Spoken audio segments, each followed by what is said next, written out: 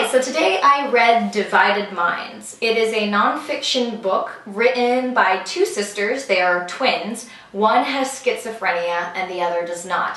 The one with schizophrenia is called Pammy. She grows up to become an award-winning poet. And the one without schizophrenia actually grows up to become a psychiatrist, and her name is Carolyn. I had mixed feelings about this book, honestly, because Carolyn's average everyday struggles kind of come off as like petty and whatever compared to Pammy's intense, hellish, waking nightmare. I liked the book because it was very interesting. It was just naturally interesting. The idea of twins, the idea that one has schizophrenia and one does not, and it was autobiographical.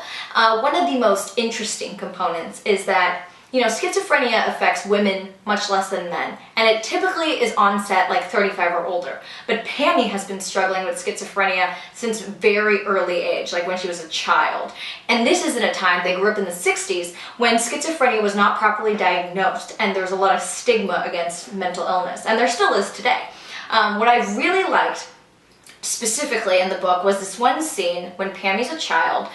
They find out JFK was shot, and this is the first time her schizophrenia really kicks in.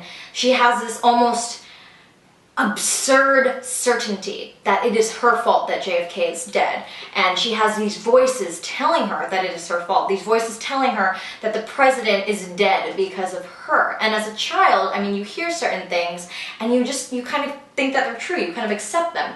And sometimes she'll be walking down the street and hear someone yell, "Hey, fucker," and she'll like turn around and no one's there.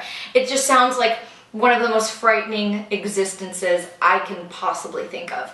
So if you're interested in kind of expanding your mind about mental illness and what it could possibly be like to live with it, I highly recommend Divided Minds. Not only that, but having the perspective of someone outside of the situation who does have their sanity looking at you, because I have heard that people with mental illnesses, because they're so out of their minds and have all these violent things being said to them auditorily that we can't hear, they actually can be very, very mean. And we experienced that through Carolyn by Pammy's negative, kind of cruel behavior and the things that she says. Although when we jump into Pammy's mind, we see that she doesn't mean the things she says in the way that they come across. They mean something completely different to her. So I think that contrast really made it for me in the book.